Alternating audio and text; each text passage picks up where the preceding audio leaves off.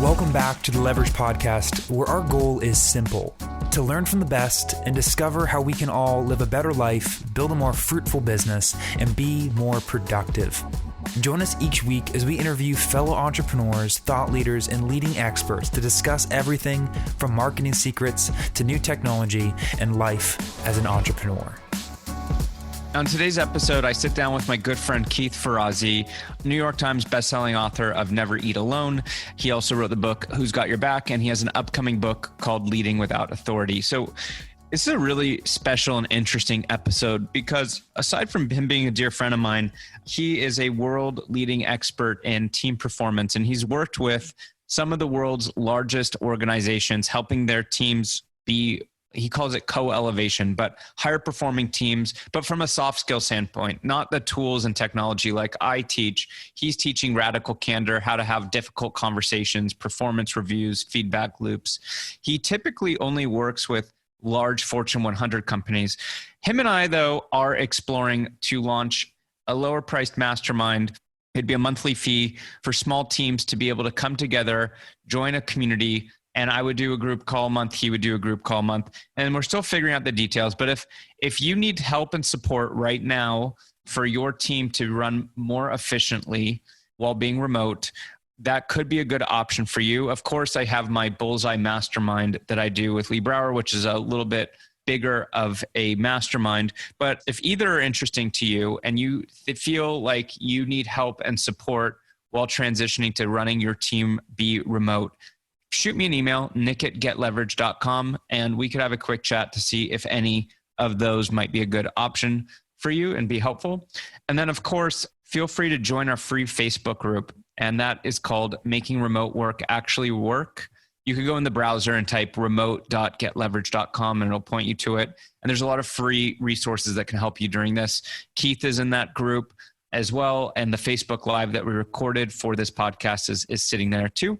And like always, if you enjoy this episode, I would really, really appreciate you sharing and reviewing the podcast on iTunes so we can get this in the hands of more people, because I think in times like this, it's more important than ever that people have the tools at their disposal to run a team, not just remotely, but remote and efficiently. So enjoy the episode. Since the beginning of Ferrazzi Greenlight, we have been focusing on the behaviors that people need to shift toward in order to achieve growth in their lives and in their businesses. A dominant business that Ferrazzi Greenlight practices is coaching executive teams through transformation to unleash what I now call the co-elevating power of a team to achieve extraordinary outcomes. I knew that the principle of being a remote worker was coming down the pike. And in 2012, I went and began a research project with Harvard Business Review. And over a 3-year period, we researched what are the new people rules in a virtual world. We looked at what does it mean to work remotely and still manage your career and manage your productivity. We looked at how do you be a leader with individuals in your organization that you don't even see. And more importantly, because the core of our business is team effectiveness, our mission in this world is to transform teams that transform the world. We focused on how do you lead a team and how does a team reboot and recontract its behaviors to achieve productivity in a remote workforce. So it wasn't until about 3 years ago that I met Nick Sonnenberg.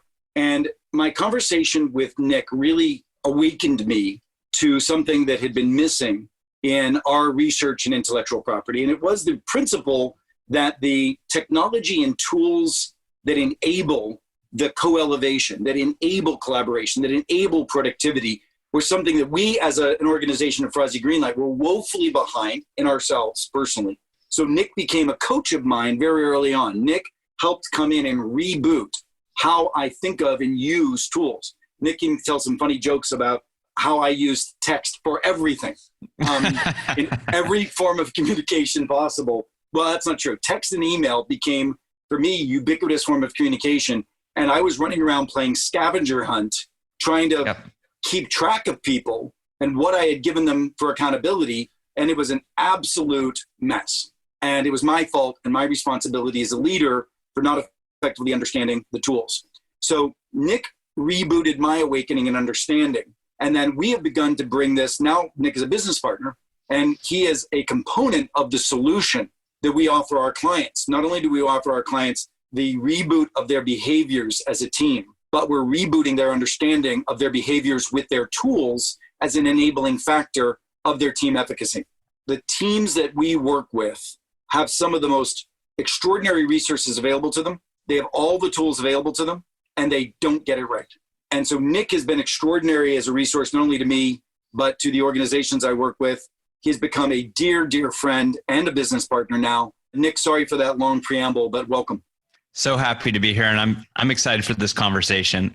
We've been talking about this forever, and I'm excited for us to finally, the world has changed so dramatically, especially in the last couple of weeks. And we've been talking about the importance of remote, and I've been teaching it and promoting it and living and breathing it for over 5 years now. But now we don't have a choice anymore. And now the content that we are so passionate about needs to be taken seriously. And I want to add one thing for the viewing audience, which is that I think Nick and I both believe that now is not only a time to get it right because you have to, but now is the possibility of getting it better because you can. I think in the past you could always get it better, but now we have to get it better. And the way you do going remote today can be one of two ways. It can be sufficient or it can be extraordinary. And getting it extraordinary, I think there's a lot of leaders today that are just so panicked by the crisis that they're dealing with. As you well know, one of our clients, one of the largest automotive companies in the world, one of our clients, the largest airline in the world, right? These organizations, they think that the last thing they have to worry about is the nuance of their team behavior. But in the reality is they're about to come apart at the seams in terms of being able to sustain productivity if they don't get this right.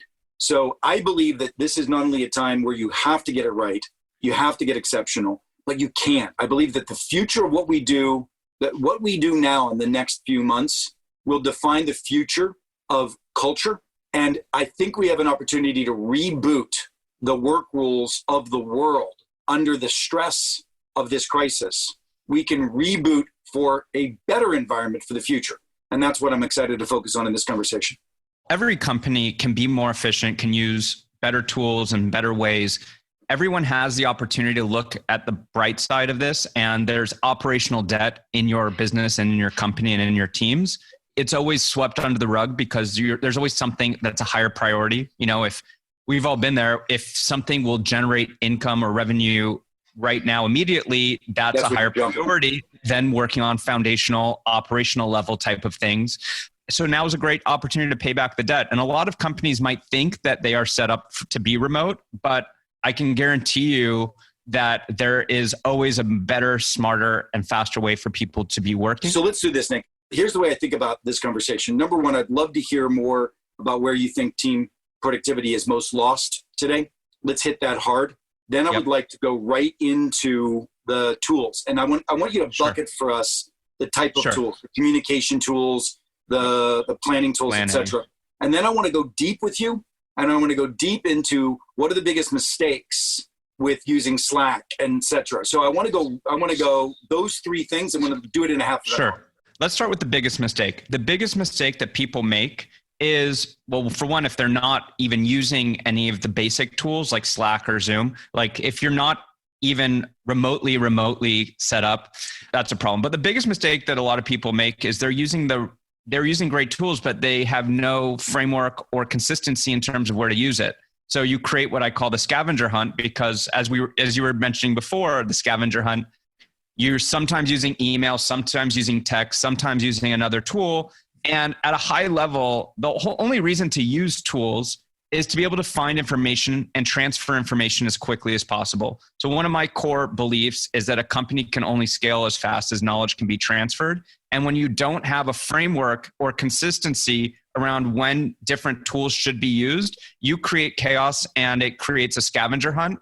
And there's trickle effects. It's not just these tools, it doesn't just save you time. It really carries over into what you talk about with culture and co-elevation, because no one likes that scavenger hunt. It's a waste of time. It creates frustration, and then there's trickle effects after that. So right? like I said, I would imagine right now there's so many things that our people could be doing, getting out and getting sunshine, etc. Yeah. So what is an average human sitting at home today watching this? What do you think they're struggling with relative to the types of tools they're using? Email, Zoom. Here's the framework that I've developed that I use both at Leverage. You know, we have 100 plus people fully remote. And we were able to do that efficiently because of the way that we use tools, but also what I found in working with people individually. And I built this framework, and it's really simple. No matter how big your company is, no matter what industry, there's 3 buckets of tools that you need to run your company, right? And I call it CPR. I know yesterday we were talking about knowledge versus resources, but it stands for communication, planning. You need tools to store your resources of knowledge. So resources could be your SOPs, your processes, video files. No matter what you do as a company, you need to be communicating with your team and with your clients. You need to be planning, and you need a place to store information. Great. Right? And the biggest productivity gain that I could offer in 30 minutes is giving people an awareness that those are the 3 buckets, because a lot of people use the same tool for multiple purposes. You use text. So you use text to text me, a friend. You use it to text your teams, right? So you use it for personal use, internal communication, and you're probably also texting clients. And you're probably project managing with your team with text, telling people to do something by a certain date. So now if someone has to go back and know kind of where to look, there's no consistency. So you end up having to look in 10 different places. So one of the awakenings you gave me is setting up threads within Slack and going as granular as you'd like to get, and making sure that a thread within Slack is used instead of texts. So this framework, and we'll get into that, what you're describing is Slack, which is what I suggest for internal communication. The first thing to understand is what is communication versus project management, right? So there's a fundamental difference. If you need someone to do something by a certain date and they're on your team, that should go in a project management system, not in a communication system. I use Asana. You could use Trello. You could use Monday.com, Rike. There's a whole bunch of them. What would large organizations use? I think Asana is probably the best one for a large organization. Don't you feel like, let's stay there for a second, because we need to go back and forth between our audiences. Some of our audiences are associates and leaders within large organizations that already have Salesforce.com, SAP, etc. What are the standard tools in a large organization that they might use for this kind of project management? Because I've just not seen most of my large corporate clients using the kind of tools you're talking about. So maybe what do you see? What have you seen them using for project management software? I'll be honest with you, I don't actually see it, except when you're down at the level of the IT organization, the CIO, the product organization. So they're clearly using project management software, but for leadership as a whole, I don't see it. In a lot of companies, especially very large ones, usually departments can select their suite of tools. So like you might find like a design team might prefer to use Asana and a development team might prefer to use Jira. At the end of the day, though, I don't get too hung up on the specific, you should use Asana versus some other tool. The biggest failing that companies, where they're failing the most at, is that they don't know when to use a type of tool and they don't know how to think about the tools and how to optimize them. Because you can make any of them work or not work. You have to know when to use a tool and you have to set it up right. So Slack, you mentioned before, and I'll get into when to use Slack. Great tool, but I've consulted companies, over 1,000 people, they've set it up wrong and it's killing their business because it's a source of distraction. So it's not that you need one tool or another. You need to know when and how to use the tools. For the sake of those listening though, let's assume for a second, we're talking to a leader of a team trying to achieve something. Let's make that our audience today, as opposed to a member of a team who's an individual practitioner. So somebody who's a leader of a team and they have a set of workflows that are important. They've got multiple individuals achieving different things. Tell me the difference between where you'd use Slack, which is a communications vehicle, and where you would use a project management software. Here's the example I use. If you were to take your team camping in the forest, you guys would need walkie-talkies to communicate, and you would need a map to navigate out of the forest. Slack is your team's walkie-talkie. Asana or project management software is your map. And then within if that makes sense to you. But then But every company, no matter what you do, you need the walkie-talkie and you need the map. But what you also want to achieve is you don't want to look in 10 different places to find information. So my framework, the suggestion that the framework brings up is communication tools should be for communicating. You have email, which I suggest for external communication, Slack for internal communication, text for personal. There might be some edge cases where a client emails you and you need to forward that to a team. So there are going to be cases where you still use email with your team. But if 90%, if you follow that to 90%, you've minimized the scavenger hunt significantly. But then— Can I just pause for a second? One of the pushbacks I always gave to you with using Slack was that I was constantly mobile. And it was more difficult for me as a fully mobile individual to deal with the phone interface with Slack. I am now moving because I'm not mobile. I am in fact sequestered in this wonderful view, but I'm sequestered. So it's easier for me to shift to Slack. So I think for now, let's just assume we totally buy into Slack being the communications vehicle. On the project management, I think it's really important because, I'm sitting here in my own organization rebooting strategy, as most of us as leaders are. And, here's what I've done. I put an email together around what are our priorities.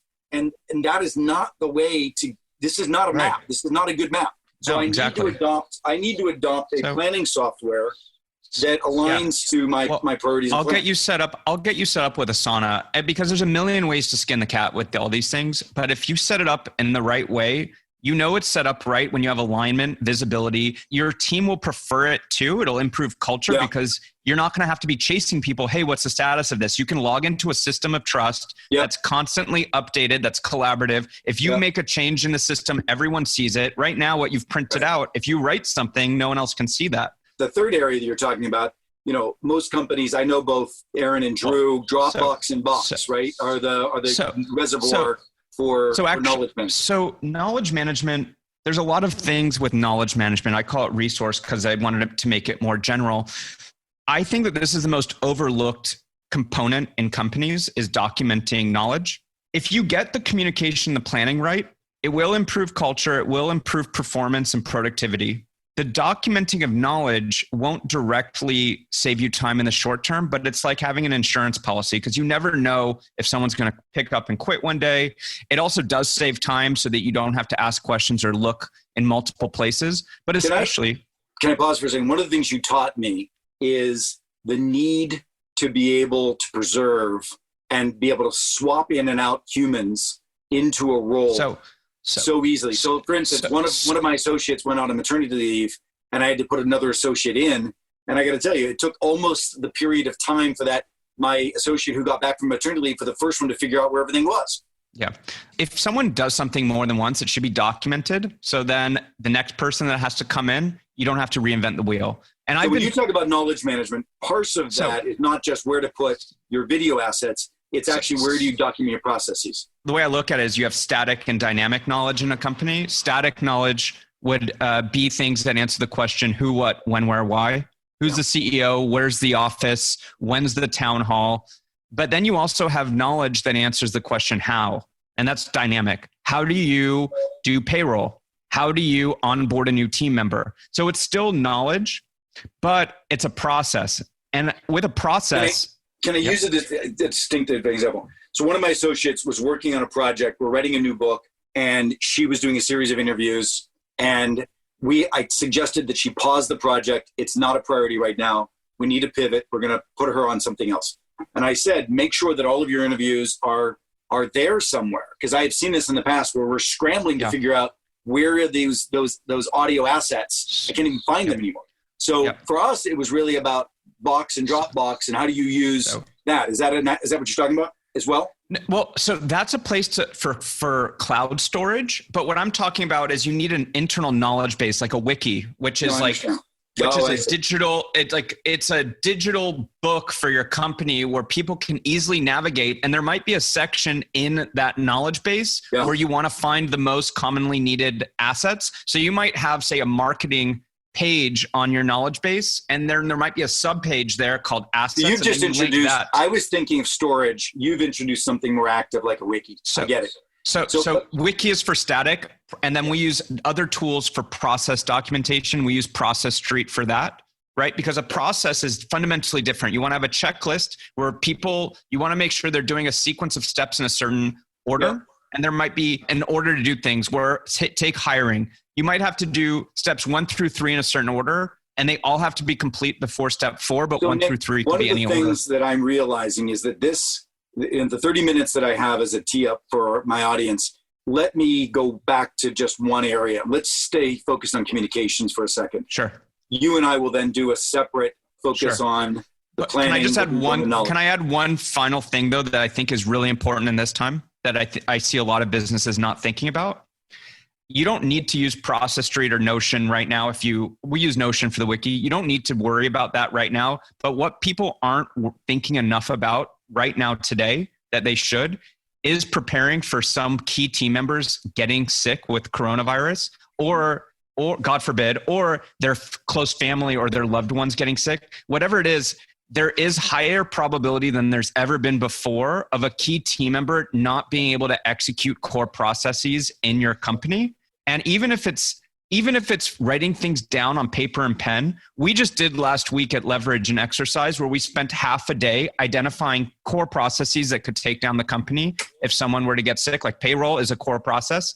If Rebecca on my team gets sick and no one else can do it. Now, we've been promoting role rotation for the last 3 years where we every quarter rotate roles for a week to have backups. I love this. I just wanted to throw that in there because I think it's really important for the audience right now to think about that. You and I are meeting our audiences in different places. I am traditionally working with Fortune 100 companies. They don't necessarily have a problem with that kind of succession. They've got depths of bench strength that can do the job. So I want to make sure that we're spending for our cumulative time here on the important stuff. Let's go to communications. Let's get real clear on what is the very most important thing that somebody has to do today to make sure they get their communication architecture right. So of everything that I talk about, there's not a magic pill except for with communication. So really with the way I look at business productivity, it's the sum of thousands of small wins. I'm looking for a 5-second win, but I'm looking for thousands of them, right? But communication, if you get that right, that's the quickest way to save 5 to 10 hours a week on average, I see, per team member on a team. The first thing is learning how to deal with email and getting to inbox zero. We could do a separate conversation on that, but I have a framework and I have ways to teach people how to get to inbox zero. The best way to get to inbox zero is to get to email zero. So all your communication that you were doing that should have been in Slack for internal communication or text for personal, move it into the right platform. That will save you 50 to 75% of your email right away. And then I could get you the rest of the way with some other frameworks. Slack and Zoom are the two most important tools that companies need to be using efficiently and effectively as a remote company in this environment. Slack can really change the way your company operates if you use it correctly. And the biggest reason why people fail with Slack is because it's not set up right. So I'll give you, would it be helpful if I gave a few quick tips on how to set up Slack? No, I think you and I should, as I'm thinking about this, Nick, we need to make a commitment to dive into each of these tool areas and do an entire half an hour and put it up on our resource page. I could do a full day presentation just on one tool, and there's hundreds of these tools, right? So here's a few quick tips with Slack specifically. The first is, for whatever reason, their default notification preference is set to all. And I would change that to, you just go into your preferences, it's one click, change it to only notify you when you are mentioned or direct messaged or mentioned. Otherwise, it becomes a distraction. And this is even more important for large enterprise companies, because if you don't have that right and you're in a million different channels, which are topics, you will just be constantly pinged all day long, and you won't adopt it because you'll look at it as a source of distraction. So can I pause there? That's been my biggest challenge as I've tried to come onto the Slack journey with you, where I set up a thread on Slack for my team, and it's some subcomponent of marketing. So let's say when I set up a marketing channel, there was too much stuff in there. There was stuff in there about my books. There was stuff in there, tools, got too much. So I broke it down to the smallest level that I thought was important, right? But even at the smallest level, I have to say, I would start a question. By the time I came back to that thread, so much more bullshit was happening in that thread that I didn't want to read it. I didn't have time to read it. It would take me too much time to keep up with the thread, because I'm not sitting like an administrative assistant in front of my computer all day looking at all these threads. So what do you do? Is there a hygiene associated with what you're allowed to say in a thread? Otherwise, it just becomes too cluttered. So in a Slack channel, it's a balance, right? But you want to get very specific. So what I suggest is, identify the key department. So marketing, that would be a primary. And then you do a hyphen, and then you put whatever the particular topic is. So marketing, we do lead gen, marketing podcast, marketing Inc. articles, marketing, and we book, get content, whatever. We get very specific. Another misconception is, oh, there's too many channels. That's not an issue. It's actually better to have more channels. Get hyper specific so you avoid what you were discussing. You can mute channels in the top right corner in the settings. You can mute a channel so it's less distracting for you. But get hyper targeted with your channels and have a strict naming convention. I also recommend they have the concept of public versus private channels. People get curious, and it's not, there's security reasons for this, but also more so, people don't know what's good for them, and they start getting curious. Oh, what's going on in the marketing podcast channel? And they're on the development team. It's just going to be a source of distraction. So if you make it private, then you control to explicitly invite people. Then along with this strategy, then it's important in your settings to go to the sidebar preferences and only show starred and unread channels and messages. And then the channels that you're most commonly in, or direct messages you're most commonly in, click the star button on those conversations at the top left. That way, your sidebar doesn't have a million things. It's just concentrated and hyper-focused to the most relevant channels. And then if you get a message in a non-active channel, you'll still see it because it's going to show you the unread, and you can always search for it. But if you're going to adopt this strategy, which I do believe, you have to do everything. So you have to follow the best practice of the naming conventions, get hyper-specific, but then also clean up the sidebar with that sidebar preference. Does that make sense? Yeah, it really does. As most of you know, my focus has been on helping teams transform and achieve extraordinary outcomes. And our focus is the belief that today more than ever is an opportunity to reboot the behaviors of your team and to recontract with your team the most extraordinary behaviors that today we don't practice. I mean, we have always been living in a conflict avoidant environment where people sit in rooms in teams meetings and they say things that they don't speak out loud. They don't take risks. They don't challenge. That's just one of 8 areas of recontracting that we need to reboot. However, about 3 years ago, I came to the recognition and awakening that the tools we use are equally as important as the behaviors we practice. And how we use and how we shift using those tools is so important. I found who I believe to be one of the most extraordinary, brilliant, and insightful individuals in this space, Nick Sonnenberg.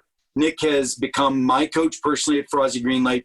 He has then subsequently become my business partner as we bring his insights and my insights together to organizations, leaders, and entrepreneurs.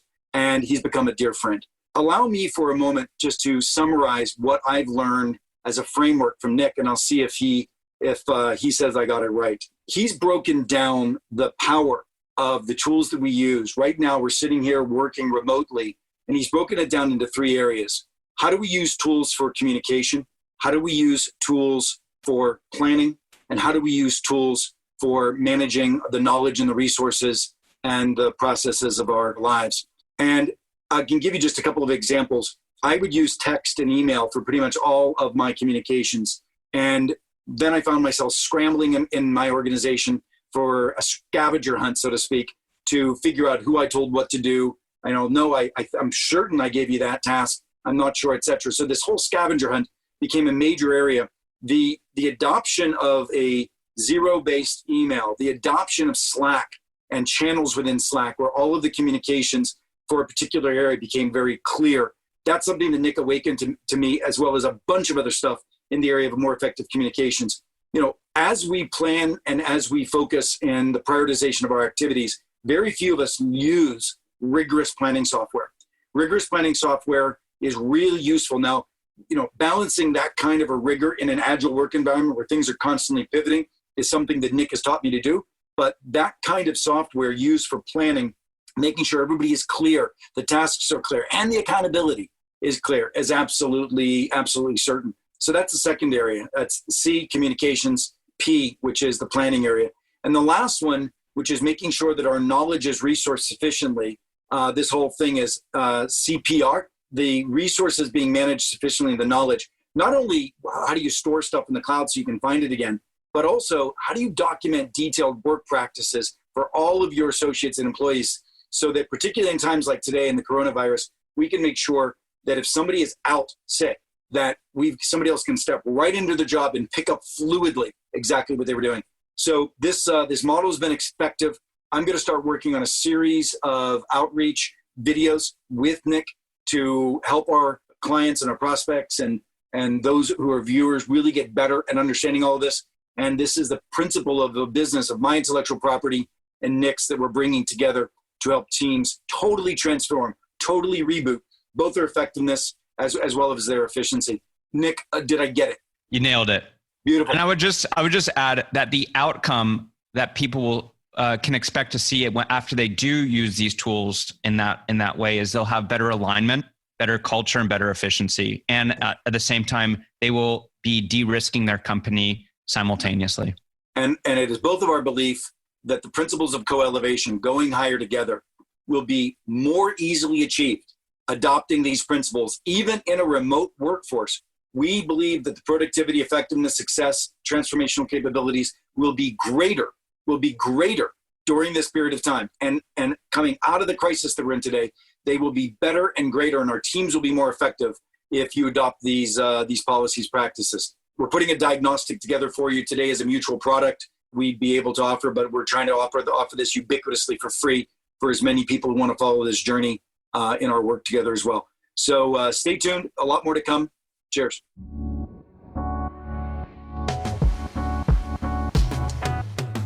We hope you enjoyed this episode of the Leverage Podcast from GetLeverage.com. Please let us know what you think. Rate and subscribe on iTunes.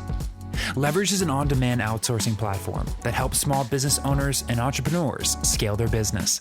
We have experts that can help set up marketing and sales funnels, your email marketing, podcasts, social media creation, paid media, and much more. Grow your business overnight with a team of experts you can trust to deliver. Accomplish more. Visit GetLeverage.com.